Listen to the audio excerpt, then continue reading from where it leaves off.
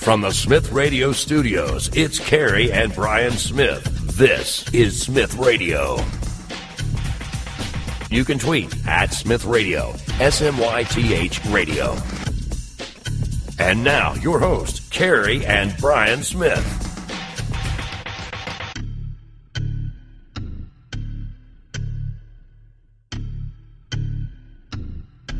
Okay, all right. Hey, welcome back to Smith Radio, everybody. Sorry about those little hiccups and gremlins and things that we had. Thank you for hanging in there with us.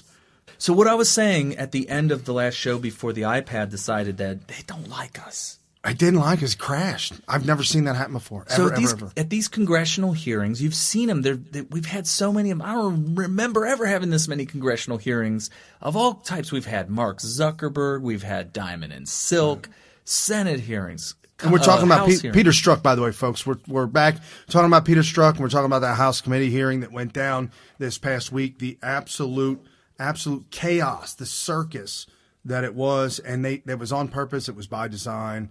They trying to get the sound right. Okay, you almost blew my eardrums out. So. It was Antifa. They were taking tactics of Antifa all over again, and the Republicans, they weren't ready for it. Goodlatte wasn't ready for it. They didn't know how to handle it. They didn't know how to combat it.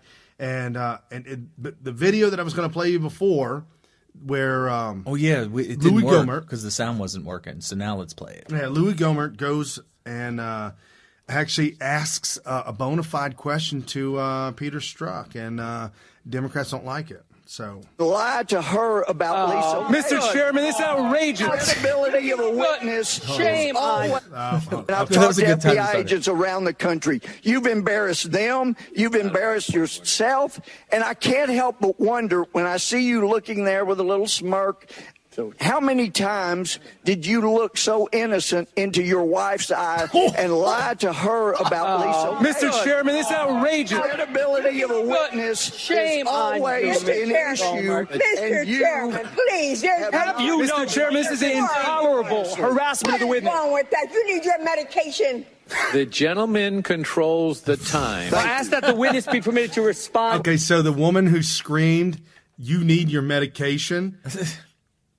Mark Dice did an entire video dedicated to her. Yeah, she looks like she is definitely on meds of sorts. Well, it's called projection, right? Yeah, you're always projecting. She was definitely projecting. She didn't have her bottom dentures in, and she looked out of control. It was awful. So, but that's how the whole thing went. That's how the whole hearing went. And that was one of the few times where a Republican just decided, is this how this is going down? All right, well, I can take the gloves off. So the whole rest of the hearing was just the Democrats trying to turn this into a complete circus. And I'm going to be honest with you, they did a great job of that. Now, some of you saying, Carrie, why are you backing them up? You should be blasting them. Here's what you need to know. I don't think it's going to work. In fact, I think it was – here's what they're trying to do. They're trying to make it so that do you guys know what gaslighting is? Go ahead and explain that to us, Carrie. I've heard gaslighting a lot, and it's talked about in politics a lot, and I will admit to you, I was like, I don't know what that means, but I'm going to act like I do. Right. And finally I got fed up and said, all right, I'm hearing this gaslighting too much. I need to really research on what the heck they're talking about when they say gaslighting. Well, it turns out there's a movie called Gaslight. And it had an 18-year-old Angela Lansbury in it. That's how old. So it was a black and white movie. I'm gonna tell you, Angela Lansbury she had it going on back then. Well, I just remember Murder, She Wrote, and that was a grandma. My grandma loved that show. She never missed an episode. So I always looked at Angela Lansbury as nothing that could be attractive. And right? I watched Murder, She Wrote. I did. You watched it? Yeah, I did. Oh, I couldn't do it. I was my grandma. I was into the Magnum PI. I was into all those. But Angela Lansbury, you're talking Tom Selleck. Yeah. Magnum PI. Yeah, I was there. That's Tom Selleck. Yeah. So Angela's not. Yeah. So here's the thing. She's in it, but she's only 18. She's like a maid in a cocktail, not a cocktail, a maid's outfit, from whatever. The movie is set in an area where there's gas lights on the street. I don't even know the significance of calling it that other than they're in a gaslight district of some urban area way back in the day. And the whole theme of the movie, the whole plot is about how this man is trying to trick – don't look at that. That's the other one. Brian's getting heart palpitations. What the hell's going on, man? He's looking at well, actually, I hope that this is the one that we should be on. Okay, good. Whew, it's starting to get heart palpitations. Gaslighting is when in the movie Gaslight, the man and his wife or significant other or whatever, girlfriend, I can't remember even what their relationship was, but they were together, and he would do things dishonestly to her, especially say things to her that would make her question her own sanity, specifically with things like memory, where, for instance, he presented her with a ring. Maybe actually it was earrings that were an heirloom that had been passed down, and he told her that these earrings meant so much to him and that they were passed down from like his grandmother and that he would love to see her wear them tonight, but he knew that she couldn't for some, I don't know why. So he said, well, I still want you to have them. I'm going to put them in your pocketbook for you so you'll have them with you for when we go out. And then they get home and he says, I want you to take those out and put them on. Well, when he went to put them in her purse, he didn't put them in He there. put his hand in there and pulled his hand out with the earrings and hid them. So he convinced her that he did put them in there. And so she freaks out halfway through the evening, realizing she didn't have them. He comes back like, so do you have them? Do you have them? And she doesn't. And she has to break down and say, I don't know what happened. They must have came out when I pulled something else out. And she's really distraught and she feels really bad. And then here's the icing on the cake. She said, well, are you sure you put them in my purse? And he goes, you see, darling, see, you really do have something wrong with you because you saw me. You saw me put them in your purse. Dude, and I'm gonna have to say this because I know personally, two people and myself. It happened with myself in a relationship when I was younger. Yeah. That women have been known to do this to men. Yeah, the mind games and stuff like that, where they intentionally get you to question real facts of things that actually happened in order to make you question your own memory, your own sanity. And if you look up on Wikipedia or any kind of website that explains gaslighting, that's pretty much it. But it stems from what this man was doing to his woman in this movie. And then she subsequently figures out what he's doing and turns the tables on him and all this kind of stuff. Okay, so relate that to this So hearing. what happens in the hearing is not so much mind games, but just to make sure that any thought process that is going to be relayed by a Republican, whenever you're doing questioning of somebody, you have to keep the line of questioning in your head, almost like bookmarks as you're doing this. When I did the interview with OAN, if he asked me a question that required a complex answer, if as I was answering it, I didn't keep the bookmark of my place in my head, and you hear Rush Limbaugh say all the time, you thought I lost my place, didn't you? Right. I didn't lose my place. I never lose my place. And that's the Rush Limbaugh shtick there.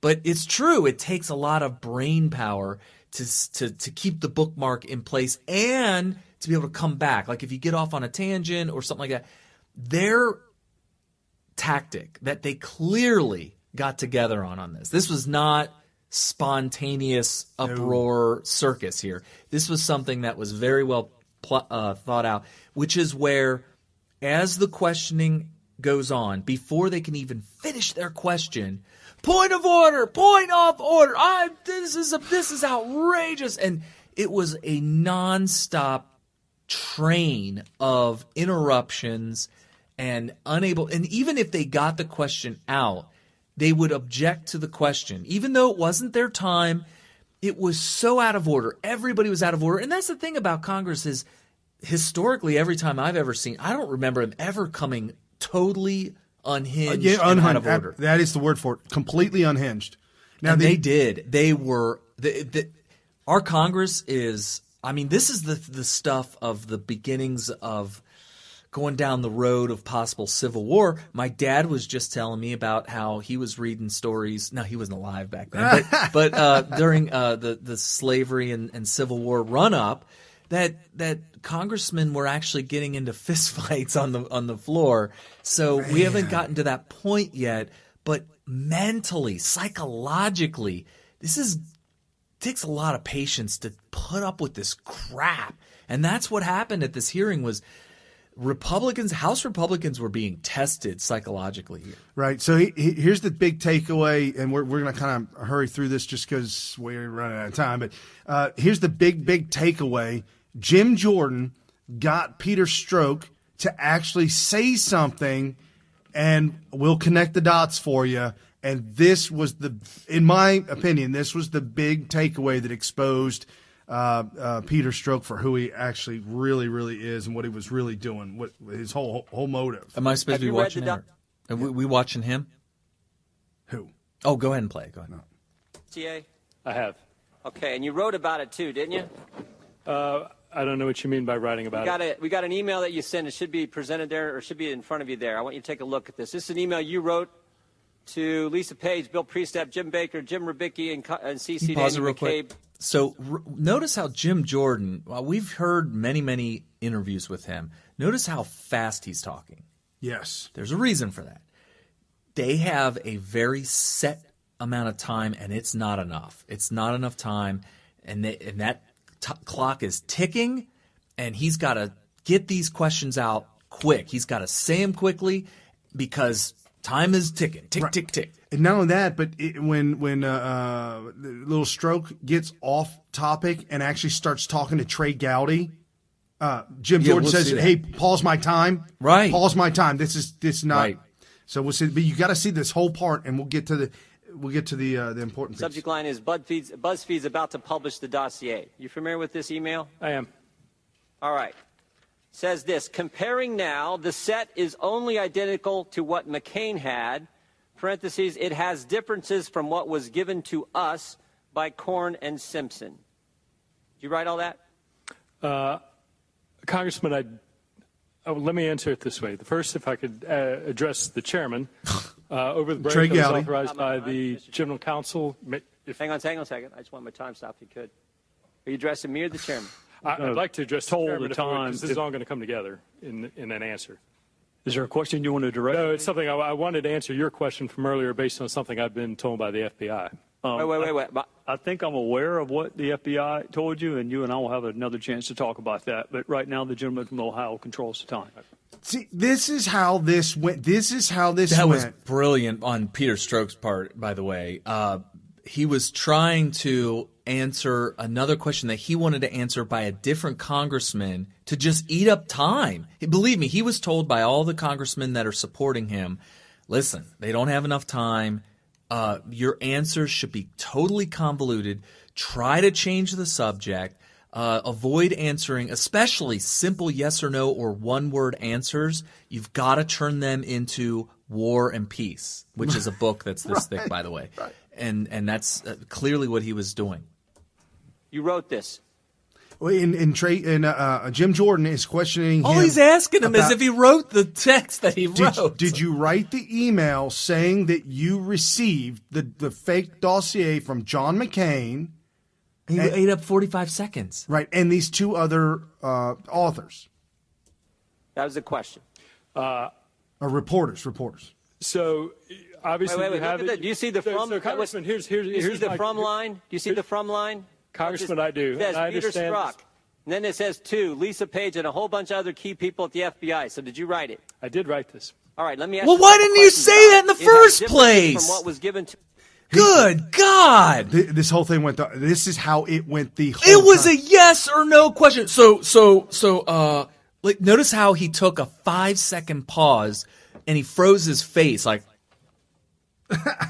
So, Congressman. So, it's a yes or no question. Right. Good. That's by Corn and Simpson. Who's Corn?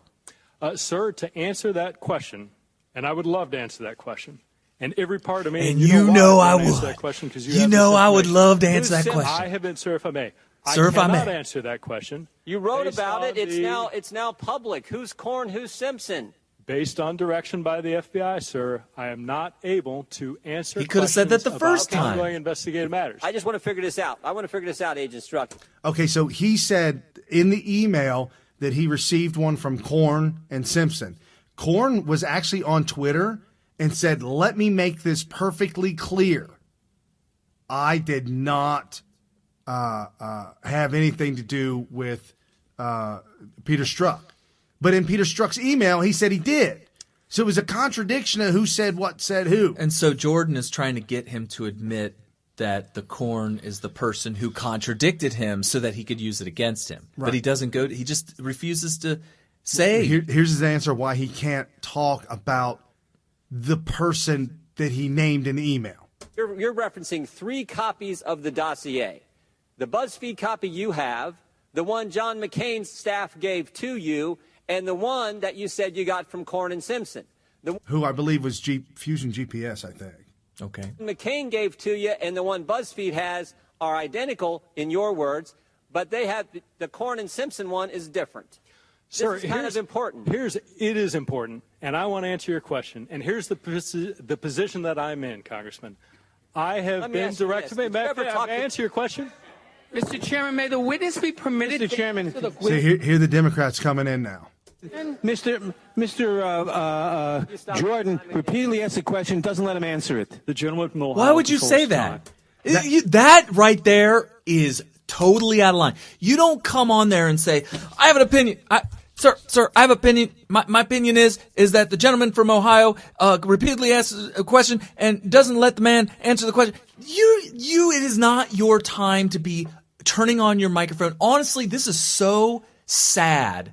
This is so pathetic that they need to have a new rule where your microphone is turned off. Inactive until the chairman, and that's so sad. That guy that spoke up, constantly the entire time badgering Goodlatte, badgering everybody. Are you talking about the guy that I thought was a woman the whole time until I saw his face? Yeah. Mr. Joe, you gotta be kidding me. My soy latte is out. I am out of soy latte. I need a whole entire cup of soy right now. I need a double shot of soy latte with extra protein.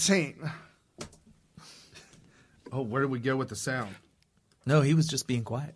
I have been directed that I may state that I have read the dossier, that I read the dossier as it came in parts and pieces. You've already told me you read it. And I want to know who Korn and Simpson are. And, sir, what I'm telling you is that I have been directed I may not state the various places where the FBI ask you this. I got that. I know what you're saying. I know what you're saying. Did you ever communicate with David Korn? Okay, here it comes, folks. Here it comes. Listen to this. No. Did you ever communicate with Glenn Simpson? No. Did you ever communicate with Nellie Orr? No. Did you ever communicate with Bruce Orr? Yes. That's big. Hold on. When did you communicate with Bruce Orr? My recollection is somewhere between possibly 3 or 4 or 5 times in the late 2016, early 2017 timeframe. What did you talk about? We talked about investigative matters that Mr. Orr was involved in. Did you talk about the investigation we're focused on here, Agent Strzok? My direction from the FBI is that I may not answer that question, sir. This is unbelievable, but that's where it's gotten to now, and it's as frustrating as it can get, Mr. Chairman. I yield back. Mr. Chairman, may I respond? Briefly. Sir, it is as frustrating to me as it is to you. And I only left this part in. The chairman really blew it. Right, I left this part in because I wanted you to see his arrogance and his condescension. I can tell you, sir, that I would love. You know what, Agent Strzok?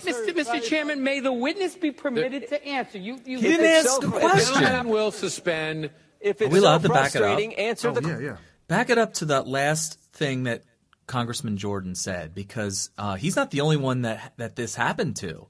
The chairman should not have allowed him. You don't allow somebody to just editorialize. He either answers a question or we move on to the next person making the question. So let's see. FBI is that I may not answer that question, sir. This is unbelievable. This is unbelievable. That's where it's gotten to now. That's where it's gotten. It's as frustrating as it's as frustrating as it can be. get. Where's the question? Was there a question No. Mr. Chairman, may I respond to that? Because I don't like the way congressmen are talking to me right now, and but you got to hold your nose and talk like him. I don't really like the way. Doesn't it sound like he's holding his nose? Yeah. Or he's got a really bad sinus infection. So it's blocked up big time. But I don't really like. I know there was no question there, but I don't like the way his attitude, and I'm going to go off right now, and that's what he's doing here. Respond briefly. Sir, it is as frustrating to me as it is to you. I can tell you, sir, that I would love. Well, you know what, Agent Strzok? Mr. Chairman, may the witness be permitted to answer. If it's so, answer what? If it's so frustrating, answer the question. If you'll allow him to, I'm sure he will. No, that was Soy Boy. That's Soy Boy. If you allow him to. Question: Who Stop Gordon interrupting Simpson him. We're about The gentleman instruct the gentleman from Ohio to stop badgering and allow him to answer the question. We're about to move on. The You know what this is? Time's expired. We're about to move on where Mr. Strzok can't. This is. I'll tell you what this is. This is.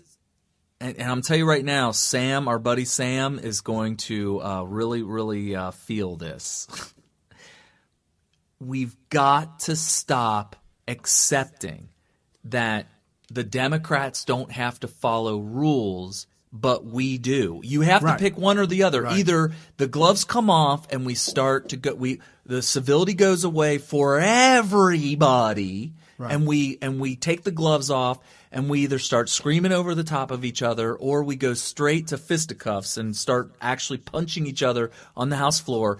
Either way, I don't give a damn. I'm going to do my Jack Nicholson.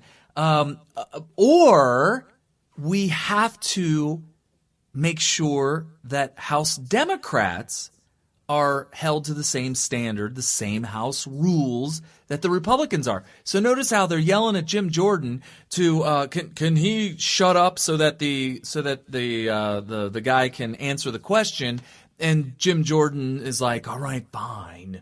You can go ahead and talk, even though I didn't ask a question. And I'm frustrated. And I'm frustrated and blah, blah, blah. Meanwhile, you got Soy Boy going, why don't you let him answer the question? Totally out of order. He's allowed to talk out of order. He's allowed to talk when they're – by the way, if you added up all the time that he talked, had to have been at least half hour, 45 minutes.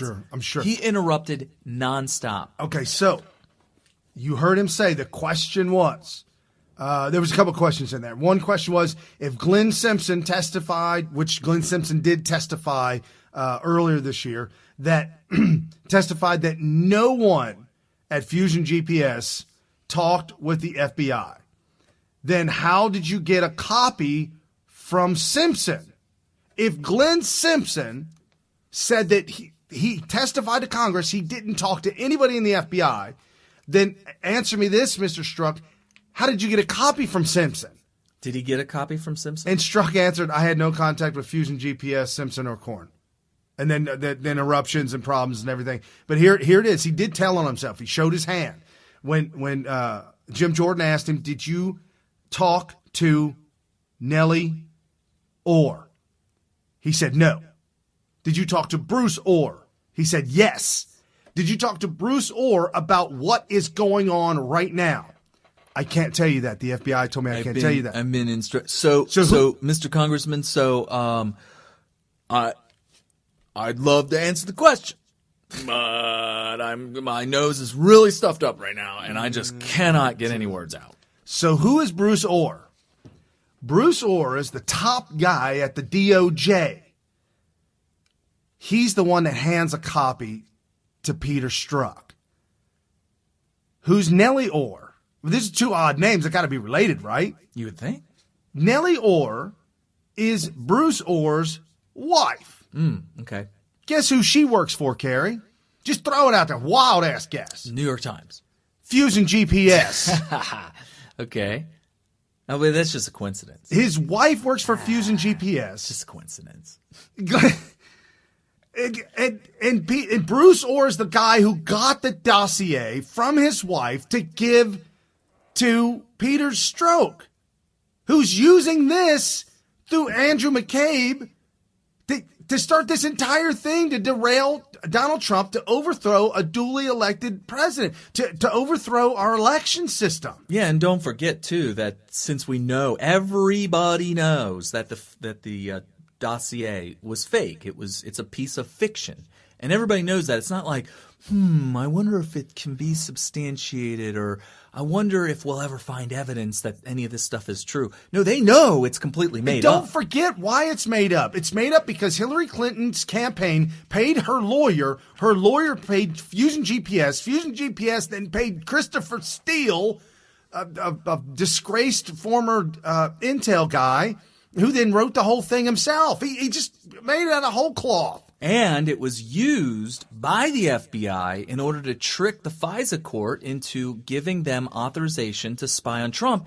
And we believe, I don't know, do you believe this? That it was done after the fact, that they were already spying on Trump and they were going back and using the dossier after they were already spying on him in order to cover their tracks. Right. And Rod Rosenstein, second in command to Jeff Sessions, I believe he signed off on one of those FISA warrants.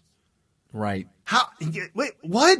We're going to get to Rod Rosenstein here in a minute. This thing is all wretched. By the way, the Republicans are looking to impeach Rosenstein as we're speaking right now. Yeah. So after Comey was fired, text messages showed up from Strzok to Page. Time to open. So Trump fires Comey because Democrats wanted him fired.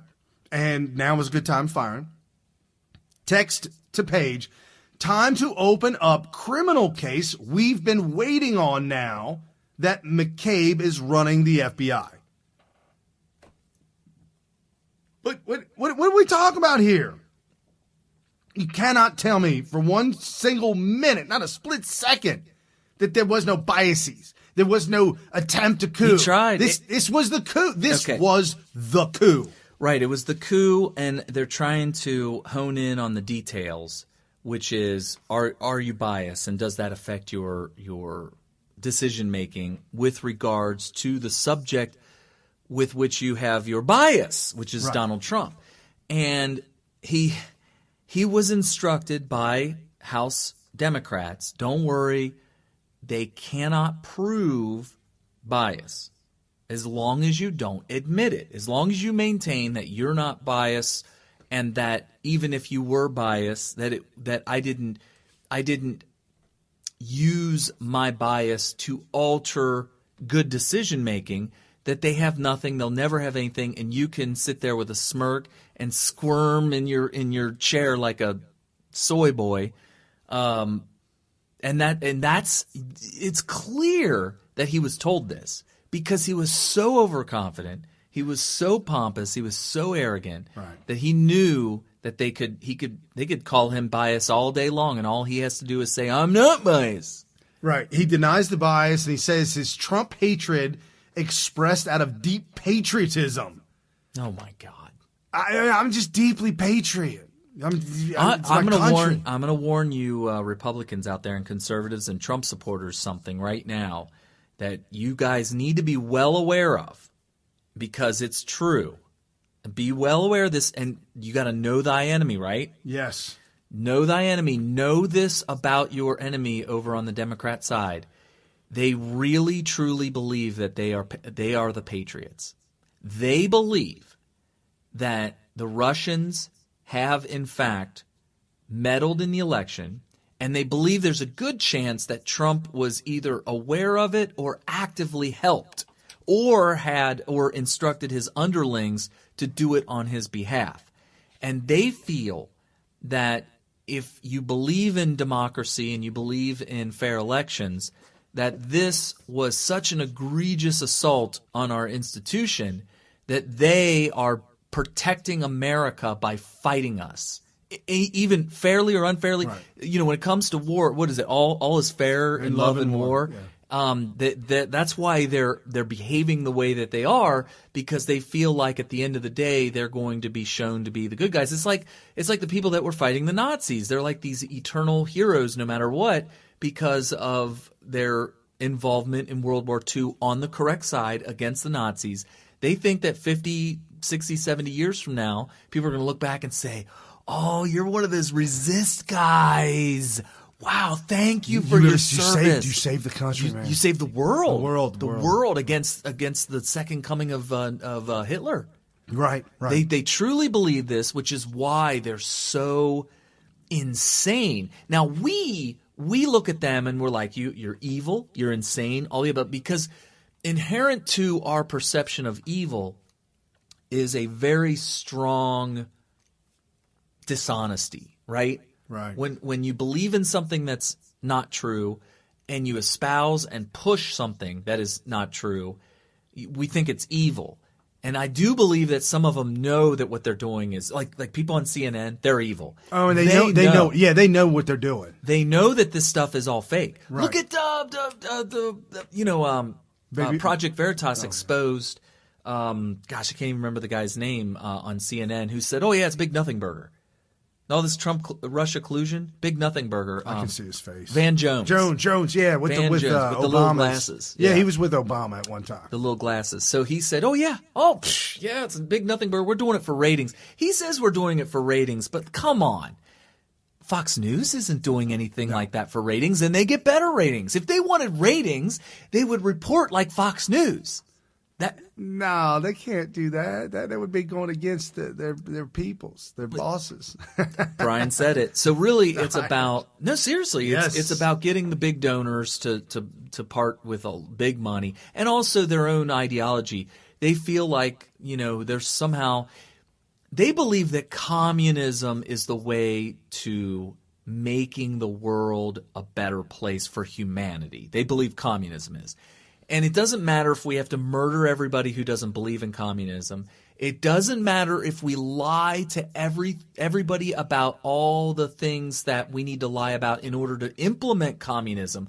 All of that is okay, just as long as at the end of the day we have communism. Because once we get there, we'll finally have peace on earth and freedom for everybody. Goodwill towards men.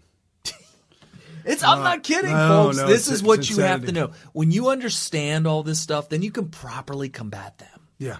So here's Darrell Issa. I haven't heard from him in a long time, but I'm glad that I'm glad you're playing this clip because this is one of the few clips that I have not seen yet. So this will be interesting. You enjoy this with you guys. Darrell Issa actually makes Peter Strzok swallow his own medicine. Okay. Yeah. Your personal phone has likely similar text to the ones that we found on your government phone. That's correct? I would say it has similar expressions of personal belief, yes. Okay, so in front of you have a one sheet of paper that was presented to you a few minutes ago, and I'm going to just go to a date and then ask you to read your own words. March 4th, 2016. You want me to read this? Yes, please. Yes, sir. OMG, he's an idiot. May 4th, 2016. Now the pressure really starts to finish MYE. July 19th, 2016. Hi, how was Trump other than a douche? Melania? July 21st, 2016. Trump is a disaster. I have no idea how destabilizing his presidency would be. August 6th, 2016. I don't believe I wrote this text, sir. What? Okay, it's been... Yeah. And watch, he just passes on. Distributed to you, so we'll go on to the next. Incredible. August 8th, 2016. And I'll preface it by saying this for context. Ms. Page said, not ever going to become president, right? Right? No, he's not. We'll stop it. Repeat that again. No, he's not. We'll stop it. August 15th, 2016. I want to believe the path you threw out for consideration in Andy's office, that there's no way he gets elected, but I'm afraid we can't take that risk. It's like an insurance policy in the unlikely event you die before you're 40. On October 20th, 2016. I can't pull away and I defer to the chairman whether you can just use one letter if you don't mind. What the F happened to our country, Lise? Okay, read it again that way. Sir, did you not, was it not intelligible? You just want to hear it for me to repeat it, please. Okay, sir. Sure. Happy to indulge you. I can't pull away. What the F happened to our country, Lise? Why in the world do you believe that this committee should not ask for the record of similar text from your private account to find out what else you might have said about insurance policies or about the President of the United States or investigation. That is a rhetorical question you need not answer, and I yield back. Okay, so he fought him, and he did get a chance to answer. That chance, and I don't even want to play it, the chance that he went on this high almighty ranting on his horse. And when Did they let him rant after that? Yes. And when this is so and when he bad. when he was done. Oh, was that the one where he clapped? Where they clapped they were I did clapping. hear the rant. Okay, so God, you don't have the rant? Here's the thing about the rant. I think that he thought, oh, I'm good. He went there to destroy Congress, and he was given the blessing by the House Democrats to do so. And the reason I believe that is because of his body language, because of his arrogance and his attitude. Oh, okay, no, I've got the clip where he clapped. That was with Trey Gowdy. But anyways, I thought that was with Issa. He did go on a rant afterwards. He And said, Issa rhetorical question you don't have to ask. I yield the floor. Why are they letting him just have the floor? And they said to him, well, you can, but he did say it was rhetorical. Yeah, but I just want to keep talking. Here's what they should do. I'm not in Congress, and I'm not going to sit here and pretend to know the House rules. But if the congressmen have time, right, let's say, gosh, you remember when we went up and we talked to the mayor? Oh, yeah, it was short 2 minutes. Well, we had 2 minutes, and we had the clock, and it was going. And they didn't start the time until you went up and sat down. Right. So there was a period between the last person leaving and the next person that got up there. There was no time. Like, there wasn't a time limit for you to sit down. Right. So I guess if you wanted to, you could do a little jig and whatnot, do dance, do a couple backflips and whatever, and sit down, and then your time would start. My point is that I honestly think that the way it should go is you get each congressman gets 5 minutes, whatever. It doesn't matter what the time is, but let's just say 5 minutes, and the time starts immediately when the last congressman is done speaking, period. Unless there's a question. If there's a question at the end, maybe there'll be a set time, 30 seconds. The other problem is these Democrats, they go, well, they never had questions. They would shower him with accolades and talk about him and put up a defense as if you were a defense lawyer for him. And these were your closing arguments for him. That's what they were putting out there, and that's what they were loving on him, and that's what they were doing. It was just absolute pure insanity. Yeah, I mean, I honestly think it should go like that. If you ever played chess, timed chess, have you ever seen a chess clock? The hand of the clock on the old school ones, I'm sure the new ones are all digital, but it would tip a flag up, and then when it got to the end of the flag, if your flag falls, that's it. Your time is out. Right. It's over. Well, in a similar way, I think when you hit your time, the other clock goes. There is no option in a chess clock for neither clock to be moving. It's either one's running or the other one's running. I think that going forward, because of the immaturity of this Congress, unbelievable lack of professionalism, right? They should have a clock like that. Yeah, I would agree with that. So what he was talking about there, Issa was confronting him with, is that there were two cell phones, one that was a government phone and one that was a personal phone. Which makes sense. The government phone was the phone that they had access to. However, damning information coming out. Peter Strzok said, the FBI let me decide which text I thought were relevant to hand over to the IG, and then refuses to hand over texts from his personal cell phone. So they didn't have all of them? No, he got to pick and choose. Oh, my. Why would he pick and choose the ones that he gave? That's pretty bad. Okay, it's pretty ballsy. Look how arrogant this SOB is. He's like, what are they going to do to me? They can do nothing to me now. Look, I mean, I still got my job. You're not going to be able to do anything. Right. I'm holding my nose because that's the way he sounds to me. He sounds like he's got the worst sinus infection ever. So the other one that was really, really good, you knew Trey Gowdy was going to come with the heat. This is Trey Gowdy doing what Trey Gowdy does, and this is why I've always liked him. However, I was really angry at the speech he gave at the end, but I'm going to tell you right now, Trey Gowdy did the right thing by standing there and letting him talk, because before you listen to this, I want you to remember the big speech by by Jack Nicholson in A Few Good Men. It's been brought up by Bill O'Reilly. I already said it. I tweeted it out. I said I was waiting for him to say, Trey Gowdy to scream out, "Did you order the code red?" So I'd already tweeted it. It's on the record. I was the first to say it. And afterwards, Bill O'Reilly said on the Glenn Beck show, reminding me of Jack Nicholson of A Few Good Men. I'm like, you need to give me credit for coming up with that. He probably don't know. He don't know. He ain't got nothing left, Bill O'Reilly. Poor guy. Poor guy. Yeah. Poor guy. So here's Trey Gowdy. And the thing about Trey for me nowadays, ABC Trey, always be closing. Trey Gowdy can always pick up that, that nice girl, take her out to dinner. But he can't close deal. Can't put the ring on the finger. You're saying that he's not always closing. No, he's not. He needs to be closing. And when he's in these situations like this, brings the heat. He does what he does. He exposes, and then he lets him off the hook. There's no closed door. It's all over with. It's like you're reeling in the big fish, and right as you see him, he's up against the boat practically. You have no more slack left in the line, and you just cut it with scissors. Yeah, you cut it. Yeah. Why, Trey? Why? Well, I got him close enough. Hang on a second. Perception. Integrity. You're saying it was the perception. There are 13 Democrats on the special counsel probe, including one who went to what he hoped was a victory party. That's a perception problem, too. They weren't kicked off. You were. Why were you kicked off? Mr. Gowdy, I cannot speak to Special Counsel Mueller's How long did you talk to him? The reasons why he did or didn't. How long did you talk to him when he let you go? Witness answer the question. Witness will be afforded the opportunity to answer the question. He's asking him the question. This is burning his time up. This is how you burn the time. This was the worst of the worst because he was I don't think you heard that exchange. Right. Just a couple seconds. I don't think that there was an inappropriate amount of interrupting there. He was speaking in turn as far as I was concerned. It was very quick, but it was in turn. Right. Answer the question if there's a question he wants to answer after Mr. Gowdy's time.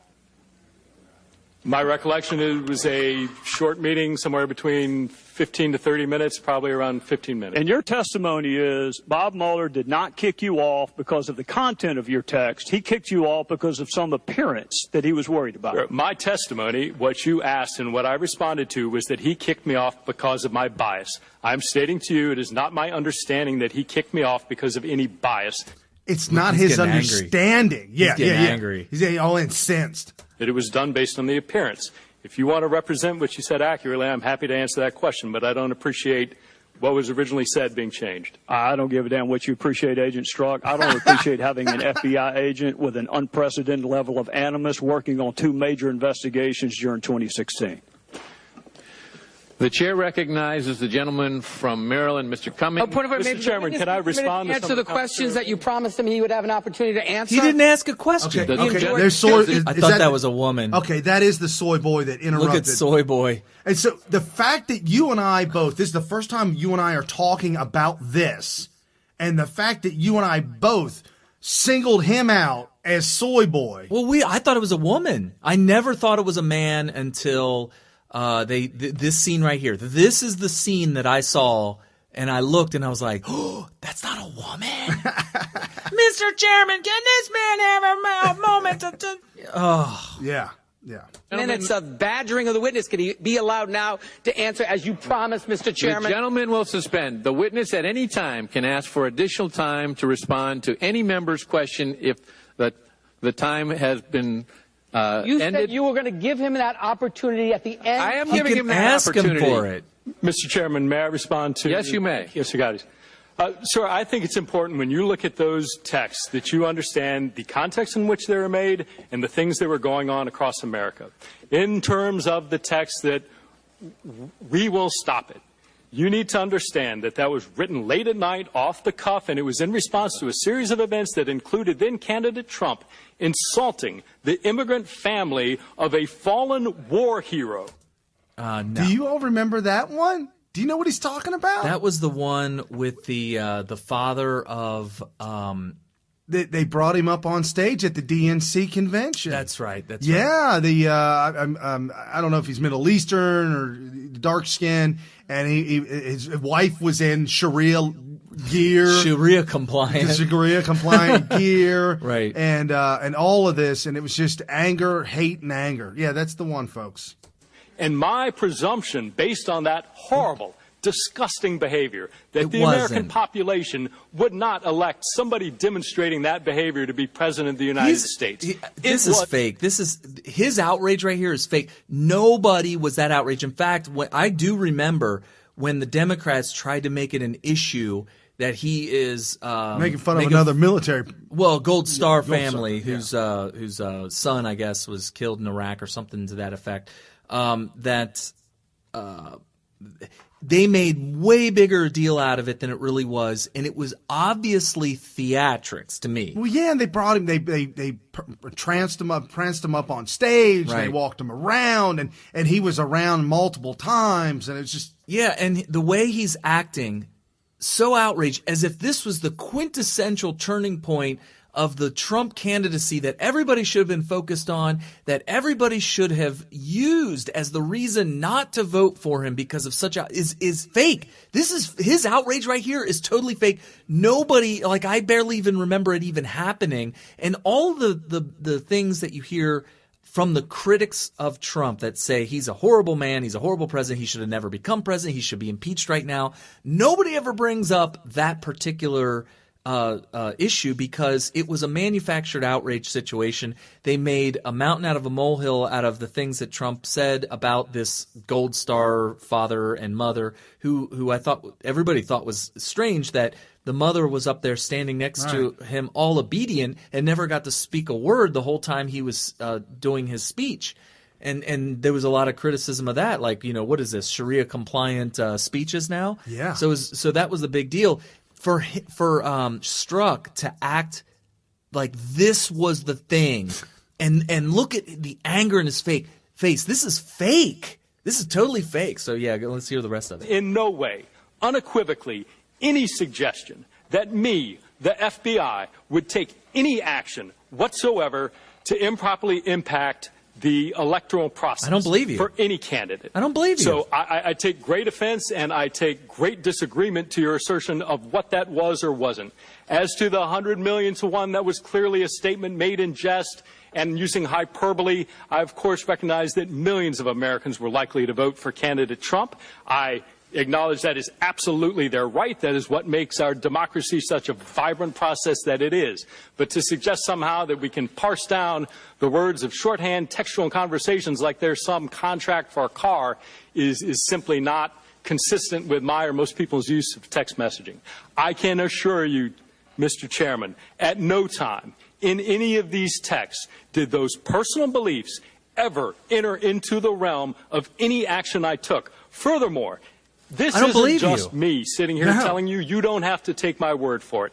At every step, at every investigative decision, there are multiple layers of people above me, the assistant director, executive assistant director, who you were working with in cahoots to make this happen, Andrew McCabe. Right. Director and director of the FBI, and multiple layers of people below me, section chiefs, supervisors, unit chiefs, case agents, and analysts, all of whom were involved in all of these decisions. You need me on They that would not tolerate any improper behavior in me any more than I would tolerate it in them. Yes, they would. That is who we are as the Yes, FBI. they would. The suggestion that I, in some dark chamber somewhere in the FBI, would somehow cast aside all of these procedures, all of these safeguards, and somehow be able to do this is astounding to me. It simply couldn't happen. And the proposition that that is going on, that it might occur anywhere in the FBI, deeply corrodes what the FBI is in American society, the effectiveness of their mission, and it is deeply destructive.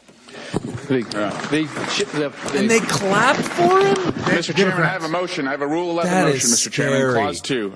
Dude, these are the people. Listen, guys, let's talk Constitution here real quick. You got to understand. You must learn how our government works. I am constantly making reference to these things, the philosophy of our founding all the time. It is, if you don't take the time to learn this, you need to just stop listening to me because I demand it. I demand it of our listeners to learn how our country works. We have 3 separate branches of government. They are separate but equal 3 powers, right? And they are truly separate. They can't do anything to collude with each other, and it's designed that way. Congress has a job as part of a check and balance on the executive branch to provide oversight of the FBI. Right, because that's part of the executive branch. And here's this guy talking about how what clearly is just going against what we all observe, which is that they're not corrupt and that they're not biased and that all these crazy texts that you just heard me read, Congressman Issa made me read these things to suggest that this somehow affects my decision making. And we know how corrupt the FBI is. I mean, they're in the course. We're in the course of an active coup d'etat of our duly elected president. To sit there and act like that they would not allow him to do something that we call bias in order to carry out the coup d'etat because they're higher ups and they're lower ups and we have these procedures, and to think that look at what they've been doing. Did they or did they not send a fraudulent evidence to the judiciary to trick them into giving them authorization to violate the Fourth Amendment? It's not a violation of the Fourth Amendment if the judicial branch says, yes, you do have probable cause. That is written into the Fourth Amendment. But if you lie about the probable cause. Yes, this is the worst of the worst. This is bypassing our checks and balances. The FBI did that in order to conduct a coup d'etat. And now we have Peter Strzok trying to convince us that his higher-ups and his lower-downs would never allow bias to affect their decision-making. You're telling me the 13 angry Democrats on the Mueller investigation, the fake Mueller investigation, and God bless it, Paul Manafort is in solitary confinement.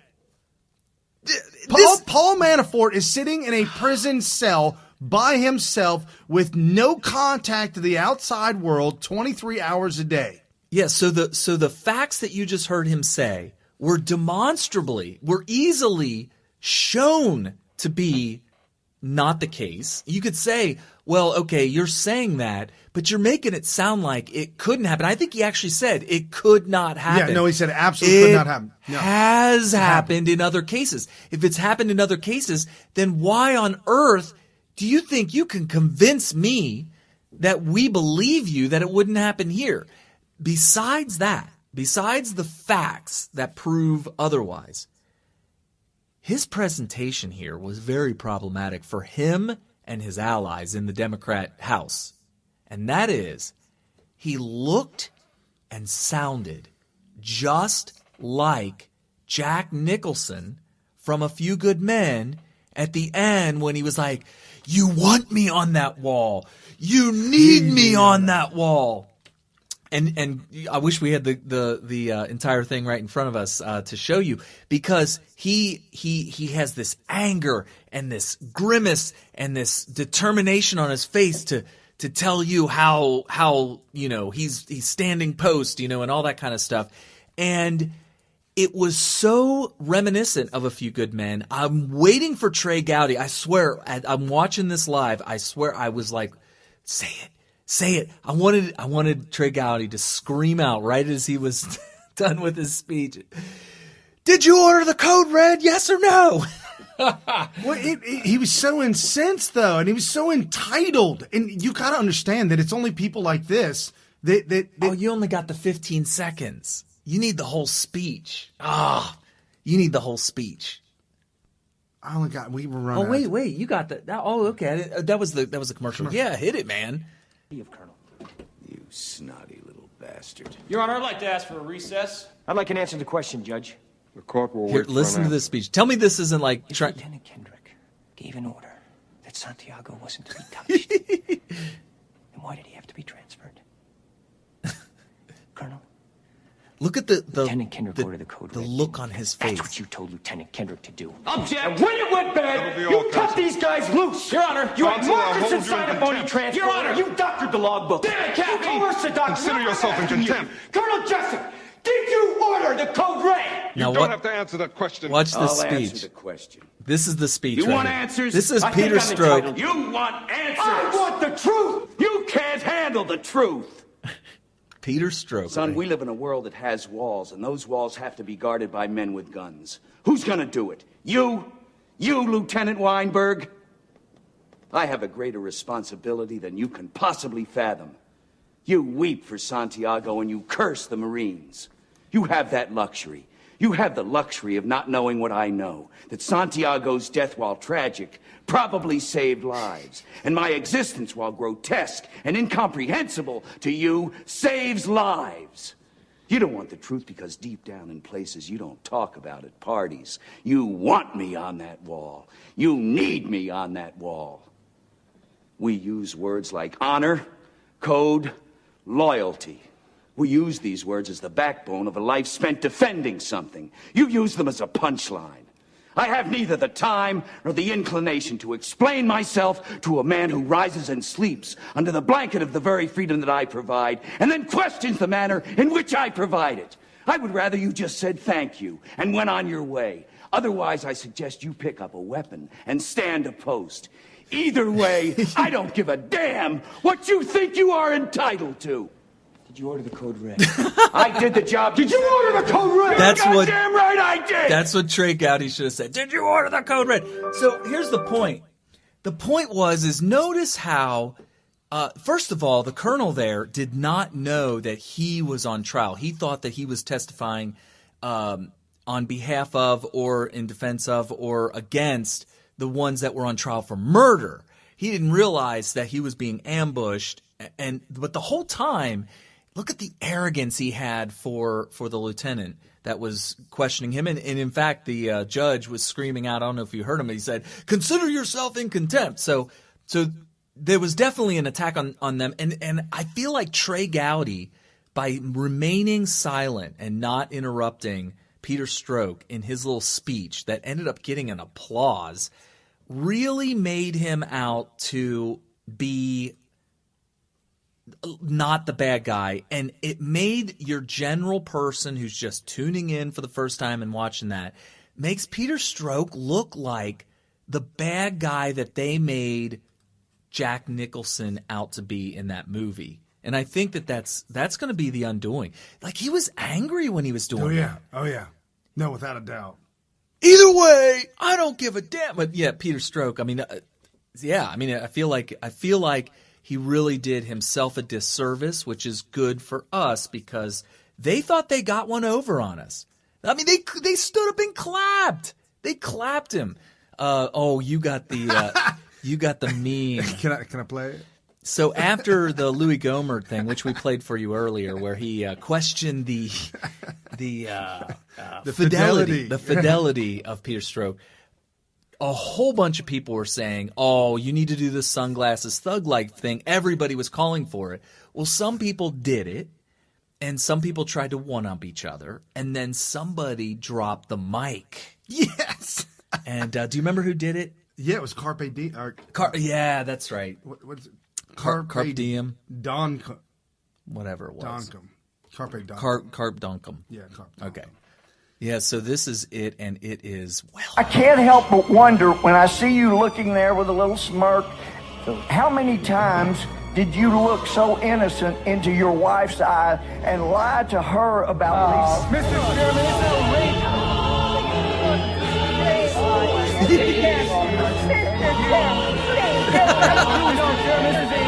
so for those of you who are audio only, it's Peter Strzok doing his little dance, his little butt dance. Did a little jig, and he's all red. He's got devil horns, flames are in the background, and there are faces of the Democrats floating behind him like ghosts. The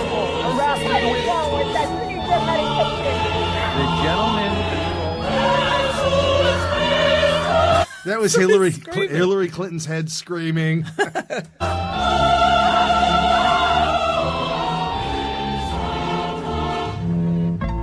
It shows Louis Gohmert.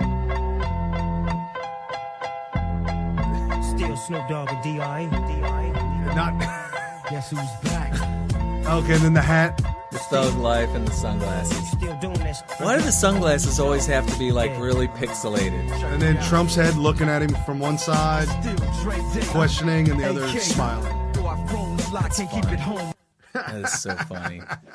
Oh, I'm so glad that you found that clip because I forgot about it, and yeah. There's one that I'm going to play at the end of the show, so stay tuned. This one you've never seen. Oh, really? I actually had to look it up. Somebody did it. The name of the band is called Electric Six. Okay. Probably out of the UK somewhere, kind of freaky deaky. Okay. Hysterical. So somebody in our group, remember when you said, what should we start with? Yeah. They really wanted SethRich. All right, here we go, Seth. So You ready? SethRich. What's going on with the SethRich? Now, I'm going to go ahead and tell you guys, I saw that his name was trending. I have a couple of underground groups of VIPs that started talking about SethRich because they've actually been active in the investigation. Right. And they started talking about it, and I was just like, oh, what am I missing? And it turns out I saw an article that... So I did a 35-minute scope on Friday night about this. Oh, on cool. Friday about Okay. this. So if you want to check that one out, if you need a little bit more detail, because we don't have that kind of time right here, I'm going to just run through it fairly quickly. Sure. I was talking to my dad about this the other day, and I asked him, I said, do you remember SethRich? And it just kind of, and I jogged his memories. Oh, yeah, I remember that. My brother talked to him this afternoon. I said, do you remember SethRich? He's like, no, it doesn't ring a bell at all. And then I brought up a couple of details. He's like, oh, that's right. He was killed in D.C. I'm like, yes, that's right. correct. Botched robbery? Botched robbery gone wrong. Well, that's what the police say. Right. So check this out. All right. We're going all the way back to during the campaign. SethRich was a DNC staffer. He was the IT guy for the Democrat National Committee, the whole DNC. And he was a huge Bernie Sanders supporter, really loved Bernie Sanders, but pretty much, he's an IT guy. What are you going to do? He's not like Peter Strzok, right? Well, SethRich finds out that Hillary Clinton was pulling a fast one to trick the DNC, or not to trick, but just to trick the people to make it look like she was the one that was, she was rigging it. So what she would do is she had her website. If you were her supporter, you go to her website, you type in your zip code, and it would show you where to go and vote. That voting place was her set up voting place. Okay. If you go to the DNC website, you would go to the DNC voting place. Okay. At the end of the day, they would combine the votes and add them up, and Hillary got more votes. Wow. So how would I'm confused. So if you're a Bernie Sanders supporter, you type in DNC, where do I go vote? It would send you to a certain place. It would send you to the DNC voting place. Location? Yeah, the location to vote DNC. Now, why is it better if I'm a Hillary supporter and I type into Hillary's? Because you can do both places. Oh, hell no. You mean vote twice? Not only can you vote twice, but they would also take all the votes at the Hillary Clinton site for voting, all those votes, 99.9% are probably all Hillary votes. Oh, yeah, because somebody who is a Sanders supporter wouldn't even know. Wouldn't even know. Right. So Seth found this out, also found out that it was rigged. I'm not sure if he figured out, but there is a lawsuit. Hillary Clinton was receiving tens of millions, might be over $100 million. That money was given to the DNC directly, then funneled to all the local outlets across the nation, and then all those local outlets would then donate the proper amount by law, legally, to receive back to Hillary Clinton. But we know that that's illegal. Like Dinesh D'Souza ended up getting convicted for giving $30,000, where $10,000 was donated by him, and then the other $20,000 by two of his friends. That's illegal. Right. All of this happened in coordination. If the DNC received $10 million, they'd split it up to all the different locales. All those locales would then funnel the money back either to the Clinton Foundation or her campaign. Now, you're like, okay, Brian, that's kind of crazy. What kind of time frame are we talking about? 24 to 48 hours. I could see that happening if you were able to do it all electronically. 24 to 48 hours. There's no coincidence in that it's 24 to 48 hours. You see the money roll right through. So there was the election board. There were complaints filed with the election board, multiple complaints. The election board by law must address every single complaint. It was never addressed one time, and there is now a massive lawsuit against the election board for not doing their job. So kind of problem there. Okay, so I'm not sure how much of that Seth knew, But Seth knew that it wasn't right. And the pictures on the internet and his family and his friend, he was very patriotic. That's cool. My millennial, very patriotic. He was a Bernie Sanders supporter, but he knew he had to get with Trump. Now he realizes the best thing that ever happened. Okay, so SethRich was in so far over his head, he had no clue in the world. He was too far in, so far over his head, he had no idea. He was just thinking, hey, they're not doing this right, and I feel that it's unfair for Bernie Sanders to be treated this way. Right. Now, remember, Grucifer 1.0 and Grucifer 2.0 both hacked the DNC, and they also, when I say hacked John Podesta, they got John Podesta in a phishing scam and then dumped the information on WikiLeaks, and some say they dumped information on Russia. I think that legally hacking is the right word for it, even though people that have been following this kind of stuff for a long time wouldn't really agree, but legally it is. I'll give you a perfect example. Remember, you may not remember this. Sarah Palin had a Yahoo email account, and her password was something very easily. Somebody guessed it. Right, Somebody totally guessed her password. It was like her son's name plus 1, 2, 3, 4, 5 or something like that. So somebody literally brute forced it by hand. That's how bad this password was. And they went in there, they copied everything, they started writing fraudulent emails, and then they told on themselves because they thought it was hilarious. They had no idea that what they were doing was exactly legally equivalent to a real hacker hacking into somebody and stealing all their stuff. So the whole phishing thing, calling it hacking, I don't like it. I know you don't like it. I know everybody that watches here don't like it. But legally, I think it's you've tricked somebody. They told John Podesta you need to change your password. You've been hacked. Change your password. Unauthorized access. So John Podesta emailed his IT guy. Should I change my password? Is that real? And the IT guy said, yeah, change your password right away. Yeah. So John Podesta replied to the email. Here's my old one. Please change it to this new one. Dude, how old is he? You got to be at least older, baby, like upper spectrum. Okay, so we're getting off track. Not to get too far off track, though. Okay, so SethRich gets this information, downloads it to a thumb drive, and the speed at which it was downloaded to with forensics shows that it was a direct thumb drive. It wasn't an That's upload. A really important point. I want to reiterate what you just said there. This cannot have happened over the internet. This had to have been done by a physical person who had physical access, who was physically present at the DNC computer, because they did like you said, forensic tests show that the amount of data that was taken the speed at which it was done could not be done over the internet, which means, what does that mean?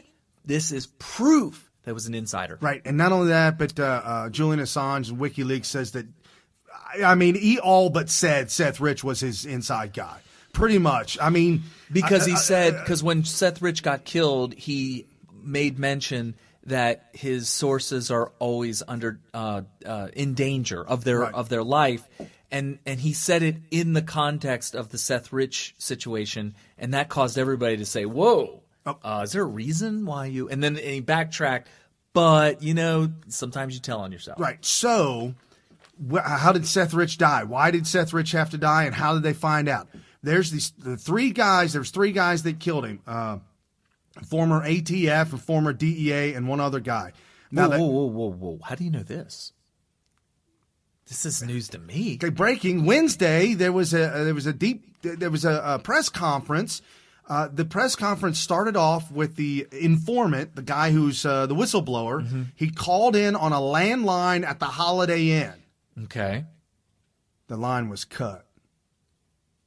Okay. I don't know how you lose a landline. They said the landline was cut. Bad connection. So 15 minutes went on, and they finally got a cell phone connection from somebody else, and they put it on speakerphone, and it was awful, awful, awful. But anyways, here's what he says, and here's how he lays it out, and this is mind-numbing, mind-blowing. And understand, folks, we live on this planet where the devil resides. Mm-hmm. You're never going to get the justice you want. It's never going to happen. Well, you've said this many times. Sometimes you got to wait till you get to the pearly gates and somebody makes a real judgment on you. There you go. And there's your final judgment. Okay, so these three individuals and this organization, I think he called them like the dirty mob or the dirty gang of individuals goes all the way back to 2006. They hacked Hillary Clinton's email when she was running against Barack Obama. Same place. In D.C. These are okay. Now SethRich is on the shelf. Now go before SethRich, 06. This organization that this gentleman talks about that he was affiliated with at one point in time, and details all the bad things that they've been doing and the wrong things they've been doing. So they hacked Hillary Clinton's email. Not only did they hack it, but they used all the information and sold it, and Barack Obama pays for it and uses it, manipulates it so he can win as president. Okay. They don't care who gets to be president. They could care less. All they want is dirt and information. Not only that, but they're also IT hacking guys that are into what they call the threes, the circuit Title III judges. There's 120 of them nationwide in their lifelong appointments. If they can get the dirt on these Title III judges, if they're dirty, they can force them to do whatever they want them to do. If they're not dirty, they go after their family. Okay. And these guys are ruthless, really, really bad dudes. That sounds really bad. Okay, so Barack Hussein Obama gets elected. Guess what happens now? These guys are able to get into the government computing system, the government computers, because he's there and he's there and make it and it's happen. all good. And he let it run rampant. I made the comment that if you got termites in your house, what do? You fumigate the house to get rid of them. Mm-hmm. Well, Obama had termites in the White House. What did he do? He turned a blind eye and whatever. Ain't my job. Are to you clean. sure he didn't bring the termites in? I'm serious. He probably, he most likely did. He's like, hey, it ain't my job to clean this up. We're bringing this thing down to the ground. Right. Okay, so that's the back end of that. So they start getting all this information, and they're selling information. They're making a lot of money selling information, selling other people's information. They're getting government documents. They got the technology. They got so good at this that they could change the classifications of documents through the emails to where they could actually sell this espionage to other governments, other places. The book that I bought, Secret Empires, talks about Joe Biden. Who is that? Mitch McConnell? Who is that? Mitch McConnell? Joe Biden, Mitch McConnell, and John Kerry. Their son set up a secret corporation and allowed the Chinese government to be a part of that corporation, and they're selling them military secrets. Oh, gosh. So this coincides with what this guy is saying. This guy has testified to the Congress, the Congressional Committee already. He's testified to him, and he's taken multiple lie detector tests. Multiple. And Huffington Post or somebody awful was there and like questioned his validity, which was good. Okay. And he said, no. I've got times, dates, addresses, phone numbers. I've got bank numbers and routing numbers and bank accounts of where the money laundering happened, went down. Here you go. Check it out. This guy's got to be worried about his own life, right? Very, very worried about his own life. This guy's got way more than SethRich, and SethRich got murdered for it. And then he says, where are we to SethRich? Hold on. So their whole goal, you're like, Brian, what the hell is this all about? And why do they not care who's president? Because their entire goal, Kerry, is to get complete and utter control of the law, the Department of Justice. Right. To own the Department of Justice. This almost sounds like it might be related to Peter Strzok and all that stuff. It is, absolutely. Because they're fighting to the death to maintain their power and to get rid of Trump. Okay, this is going to make your skin crawl. All the way back to 2006, there was a circuit court judge that protected these guys. Okay. The circuit court judge, he did not initiate the hit or call for the hit on SethRich that anybody knows of. That wasn't it.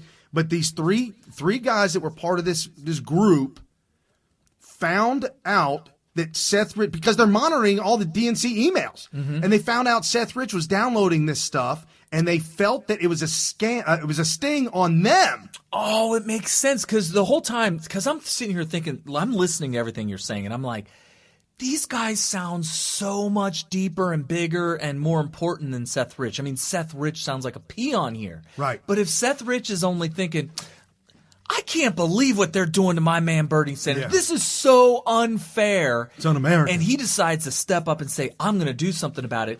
And in the course of doing the actions that he knows how to do, because he's an IT guy. And he also got in an verbal argument with Donna Brazier, and in public, and there are people that remember the call.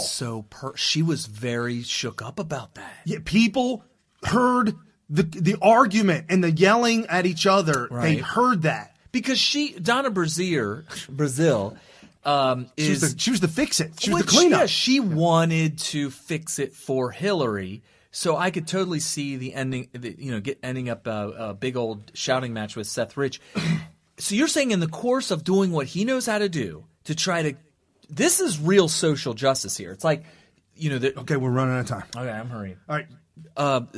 In the course of him doing what he knows how to do to get social justice – these other guys are like, oh, my gosh. We got to stop social justice. Whoa. What is this guy doing? What is this guy doing? Is this guy coming after us? So this might have been a mistake. Well, no. Wait, mistake or not, they didn't care.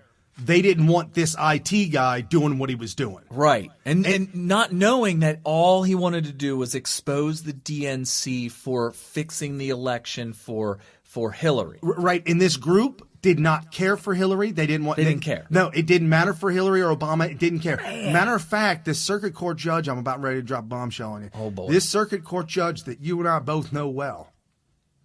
Yeah. This circuit court judge actually is at odds. They absolutely hate the Clintons, and the Clintons hate them.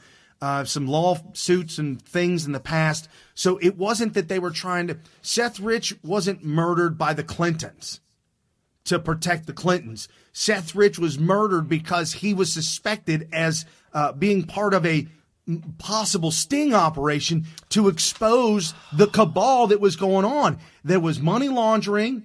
Wow. There was money laundering, espionage, sedition, and treason. That makes sense because when you think of him getting killed for trying to mess around with Clinton's power grab, it just seems a little excessive. But this makes seriously. But Clintons kill people for less than that. But you're right. It did seem a little excessive and risky. Right, it did.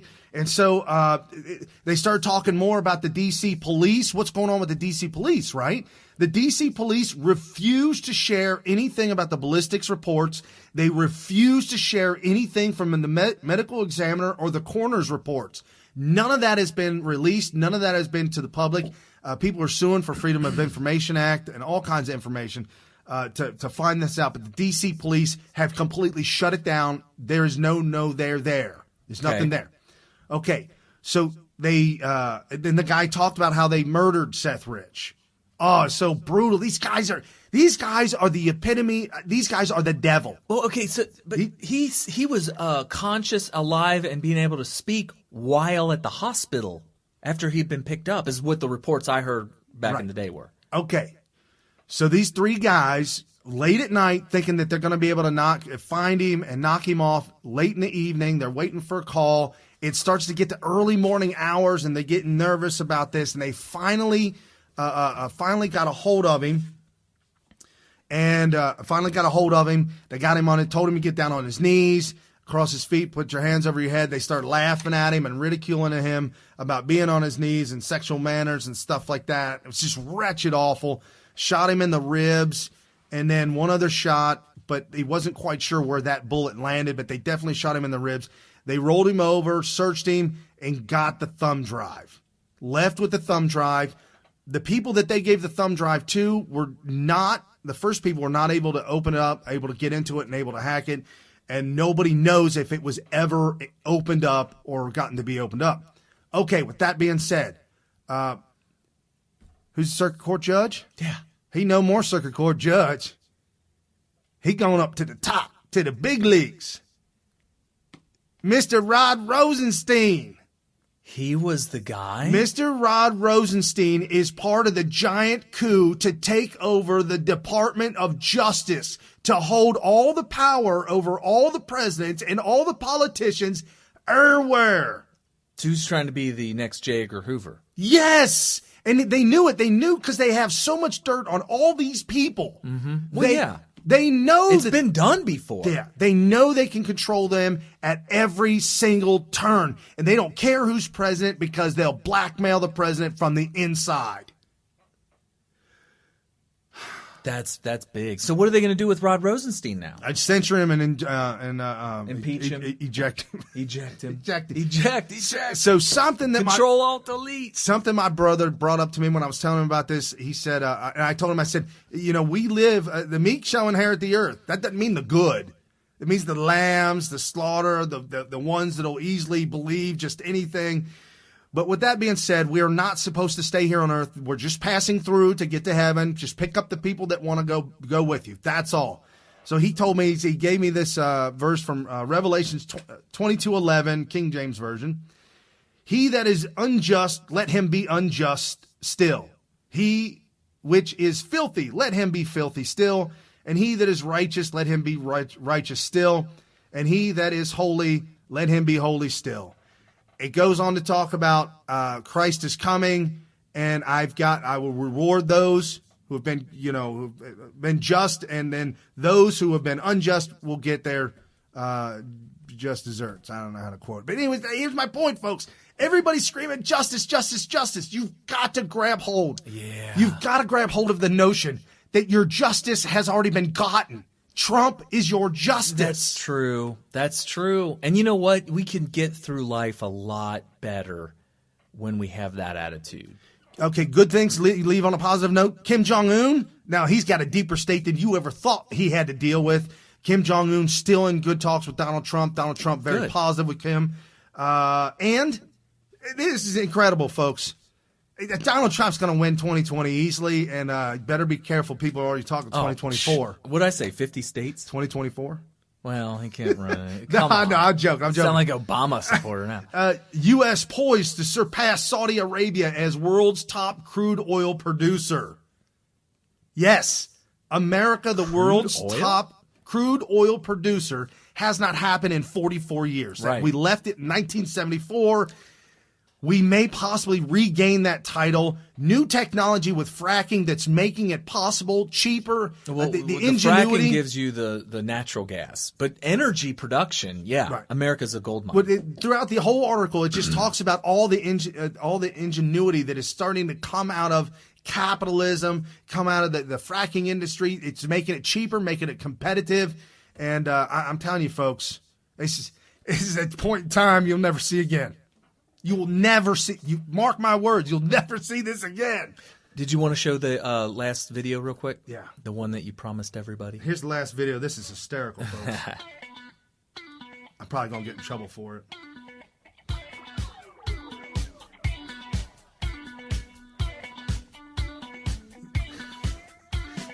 Fire in the disco.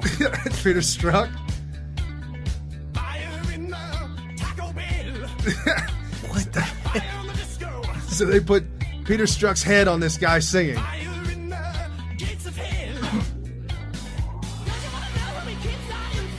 They put Lisa Page's head on the woman.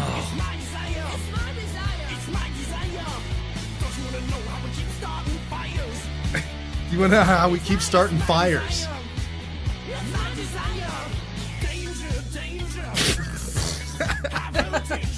High voltage danger.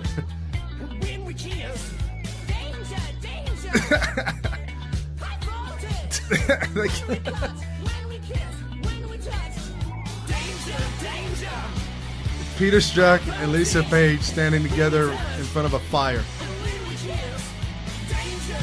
Starting fires. Her brassiere is lighting up and his pants are lighting up, for what it's worth. You gotta tell them, silent breathing people! Oh my goodness. Oh wow. Anyways, oh my goodness. Sorry folks. Thank you for hanging in there with us, and sorry about the technical difficulties. We've got that straightened out.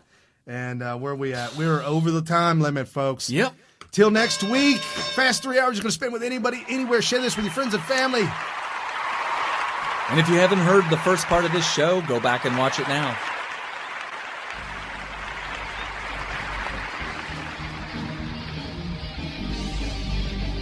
See you guys next week. Peace.